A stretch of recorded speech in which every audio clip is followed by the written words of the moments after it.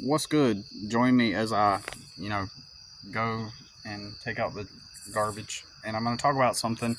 And recently in my city, they have improved one of the parks. And I know it was just like the city Facebook page announced it. And I literally seconds ago, not even a minute, 30 seconds has passed. And I just knew I had to hop on here and talk about the energy and the symbolism, the meta of where I stay. Um,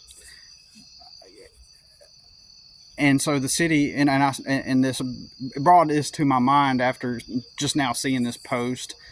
It's something that I've thought about before and I haven't thought about in a long time, but I just want to uh, bring it up here right now. It's the meta of of okay. So to put it into perspective, okay, part of the programming in the grander script of things uh, is the football and the you know and all of the sports and stuff, which I think sports are good.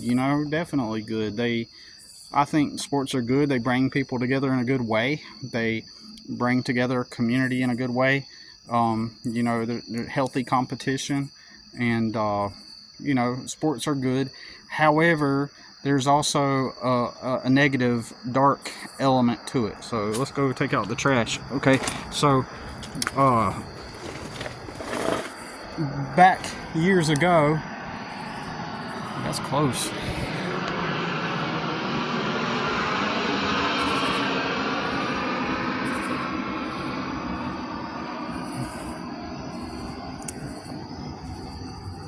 Is it the reality trying to stop me?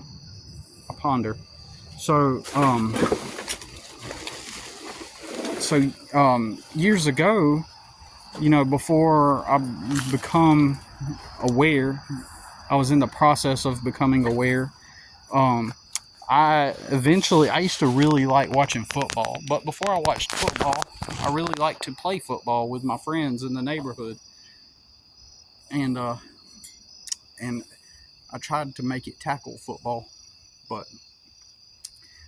what I'm saying is I really liked football, and it's still an intriguing game to watch, right?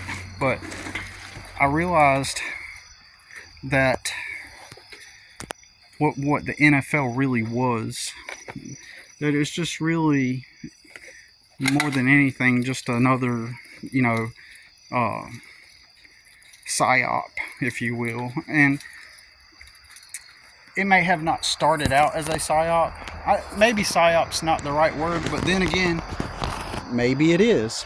Psyop is the right word. It is definitely used to as a behavior influencer. All right, the NFL in general, it's a behavior influencer where it specifically exists to keep people distracted and enmeshed into the system. And so eventually, at some point when I was a kid, I began to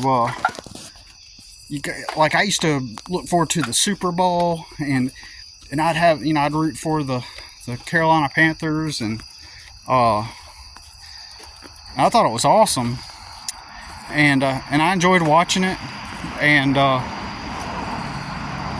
but then the more and more I grew, to where I did not really care for it, and I seen how in reality it was more of a distraction more than anything at the time. I did not at the time see it as a behavior control tool, right? At the time, I just saw it. This is distracting me. It's like, why am I putting all my energy into this whenever what I want to do is to, build my life and be doing the things that I want, right? So obviously I grew bored with it.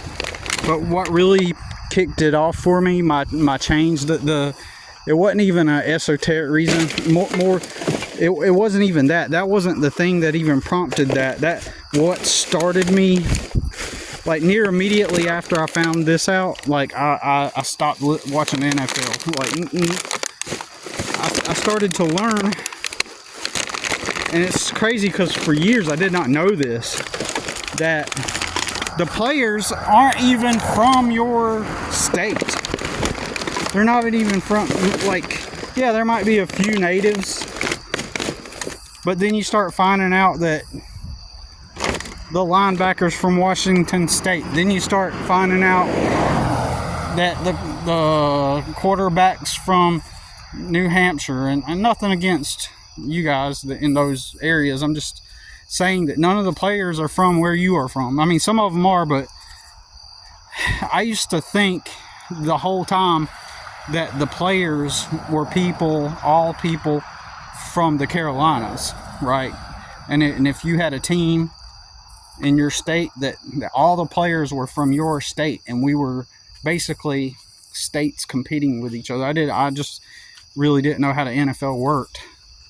And but the moment I found that out, immediately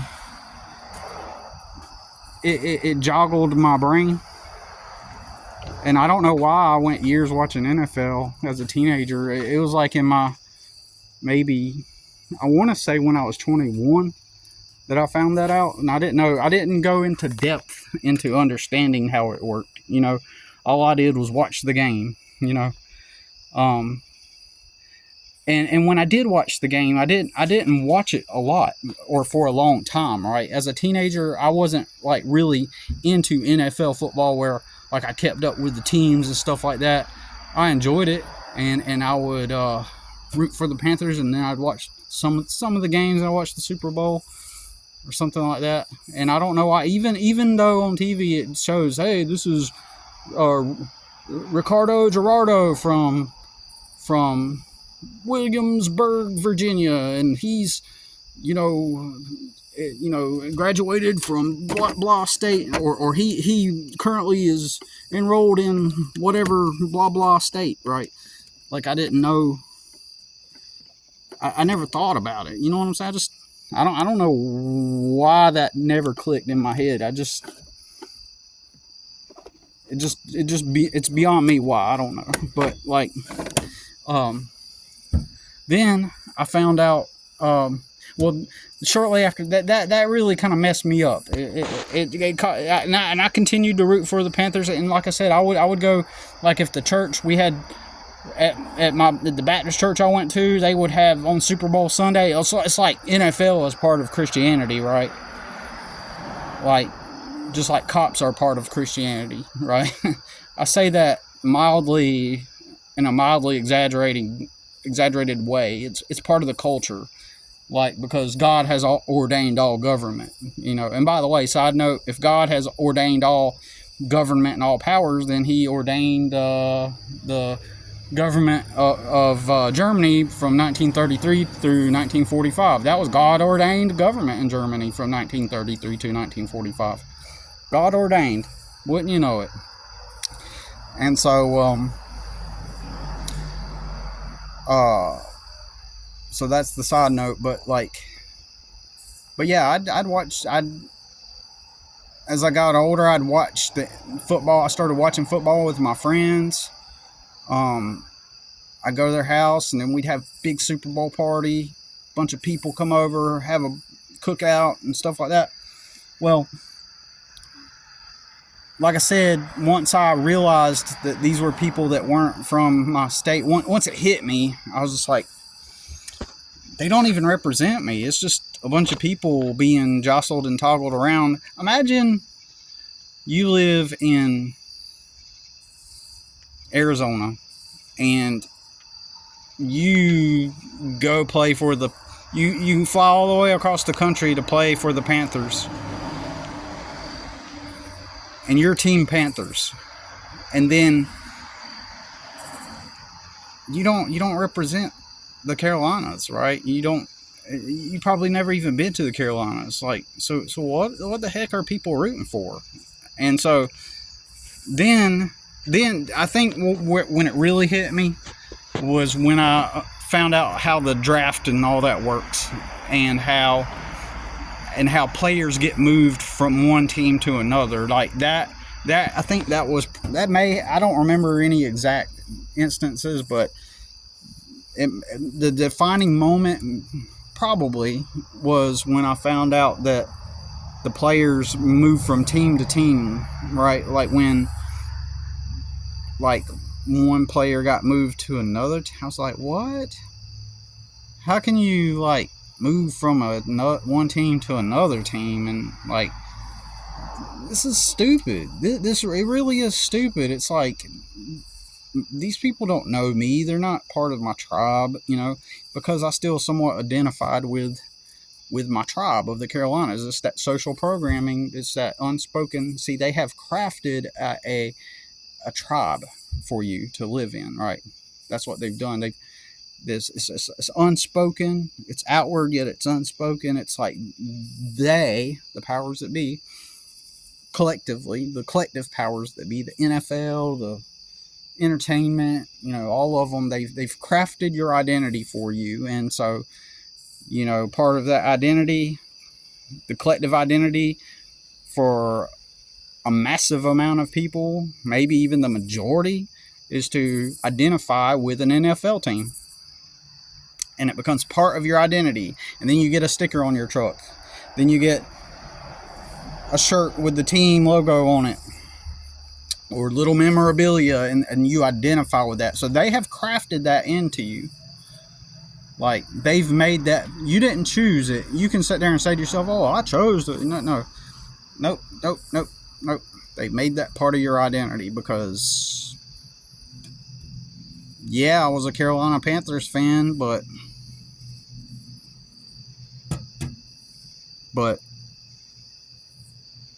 did I really choose that? Or was it just kind of like slapped onto my identity and then I had to disconnect from it? Similarly, radical, terrorists with their religions, they indoctrinate the kids at a very young age. So that means that kid never really had a choice, right? And so they entered into their religion. And so there's these radical groups at a young age. And so that's why you will see in Christian churches like 4-year-olds or even 4 or 5-year-olds, going down to the altar to get saved, right? And so they're getting saved. So allegedly you're supposed to be consciously and fully aware of God and the gospel, and then you get saved, once you're aware that Jesus died on the cross for your sins, and then you ask Jesus to come into your heart, and you ask him to live in your heart forever. And you have to say it with your mouth too. Romans 10:9 and 10. Some people will tell you straight up, if you did not say it with your mouth, then none of it counts. You could live a whole lifetime serving Jesus Christ and the gospel and be involved in ministry, help feed the homeless, bring people to Jesus. But if you fucked up just a little bit, you're going to hell, bitch. You're going to hell. You did all that, and you get up there into heaven, and God said, you're up there, and oh, my heavenly Father, and then God's looking down on you, smiling, and then the angel looks over him and goes, yeah, we did a review. Turns out when he was at the altar, when he asked you into his heart, he didn't use his mouth. And God goes, what? Really?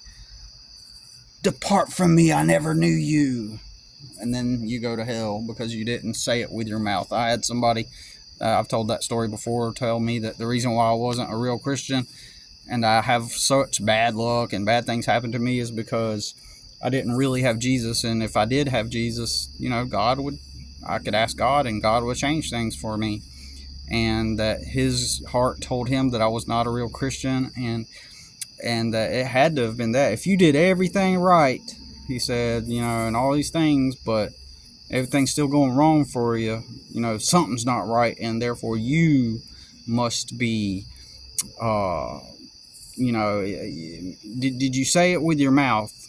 Because according to Romans 10:9-10, you got to say it with your mouth. And he was like, I really think that you probably didn't say it with your mouth, is what he told me. So that's how nitpicky a lot of them are. And then there's like the Church of Christ will tell you that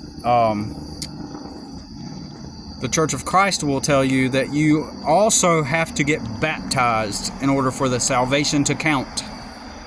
Church of Christ means that in their indoctrination or in their dogma, in their belief systems, it is like you have to get baptized, right? In order to go to heaven. You have to ask Jesus into your heart, and you have to get physically baptized into water, because that is part of the full act of salvation. So you can do everything right, but if you don't get baptized in water, real water, then you're going to hell. So yeah, the Baptists believe in eternal salvation. If you really believed it in your heart and you said so with your mouth, and you believed it in that moment in time that you asked Jesus into your heart, then you are eternally going to heaven, no matter what you do, no matter what, even if you fall out of grace and become like a terrible person, and you went around, breaking into homes of families and killing children and families, and after you, if you go to prison and they put you on death row, if at age 13, for example, you had legitimately with your heart asked Jesus into your heart, and you believed it and you said it with your mouth, then you are saved no matter what you do afterwards. And then but the people like Pentecostals and Assemblies of God, they believe like you can be saved, by asking Jesus into your heart and using your mouth and all that stuff. But if you decide to turn away and go down the path of sin, you will lose that salvation, and you would have to recontract with God again and ask him into your heart again and get saved again. And once again, the Church of Christ, they believe that you have to do all those things plus get baptized in water. The Baptist churches and the Pentecostal and the Church of God churches believe that you just do the get saved part, and then the baptism is optional. It's like you just do it just to show as a testament to everybody that you have received the Lord in your heart. There's this other religion, and a lot of people claim it is Christian. It's called the Catholic Church, and that's a whole different thing. It's a whole nother thing. All the other churches that exist, the current modern churches, like in their form, the Baptists, the Pentecostals, Assemblies of God, they are all kind of in a way spin-offs of Catholicism, even though they are actually closer to real Christianity as it existed when it first started than Catholicism itself, right? And then you have your Lutherans. I forget what they believe. They do a lot of like everything that the Catholic Church does, except they don't, and I may be wrong about this, but they still believe that the communion is not the literal body of Jesus and the blood of Jesus in the communion ceremony, where the Catholics believe that the bread and the wine are literally in that moment Jesus Christ. When you eat it, that's literally Jesus Christ, and that wine is literally his blood, like in the most literal, scientific, physical sense, that is literally Jesus and his blood, and he's always dying on the cross and you're always taking communion, and you have to go through these 7 sacraments in order to become a real Christian. or to go to heaven. I mean, like, you have to fulfill all those 7 sacraments of the Catholic Church, and one of those is the first one is baptism. The second one is I think communion, and then so on and so forth. I think one of them is marriage. Like, you have to get married. And there's these like different stages that you have to check off each one, and if you don't fulfill them before you die, you will await in purgatory. And when you await in purgatory, one of your living family members on earth can do rituals and prayers to saints that will help get you out of purgatory. So now you're dependent on your family. While you're dead, and you're dependent on your family to get you out of purgatory. And they can do rituals and stuff, and they can get you out. Your dysfunctional family. You think they're gonna let you? You think they're gonna let you have it that easy? Hey, he's in purgatory now. We got him. Hey, it's up to us now. So. But I think the Lutherans still believe that it's symbolic, because I should be correct on that, because Lutheran is based on Martin Luther, not Martin Luther King Jr., but Martin Luther, the guy that initially read the Bible and said, "Hey, Catholics, y'all are hiding information from everybody in this book, and y'all are full of crap." So he caused the resistance. He caused the break in the Catholic Church, and caused the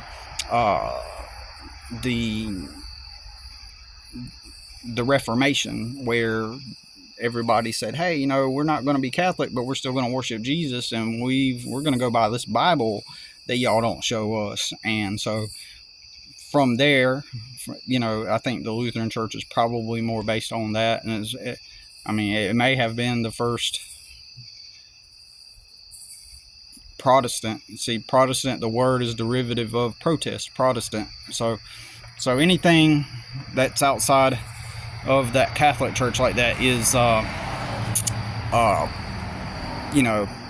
spinoff of the Catholic Church, Martin Luther, and so they started doing. So I'm sure Lutheranism is. I don't remember anymore, but I'm sure Lutheranism is tied to that. And then you got your Presbyterian Church. I don't even remember what they believe. Then you got your Methodist, and in the Methodist Church, they don't even believe in using musical instruments, if I'm not mistaken. Like, they don't even use musical instruments, because they believe that any music is of Satan, of God, and so they only sing with their vocal cords, because since Lucifer was the angel in heaven who did he was the, what do you call it, the lead composer, the ultimate musical angel who created all, so if you operate musical instruments on earth, then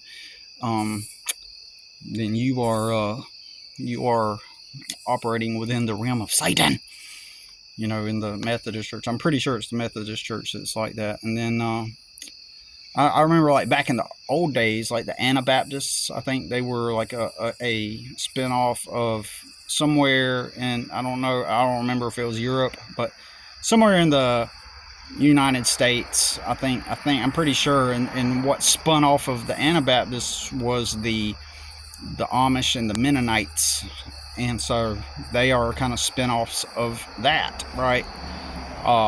Belief system, and I can't tie all of them together. I don't remember the history. As you can tell, I really went extensively into this stuff as a kid. I was hardcore, right? And so then you got,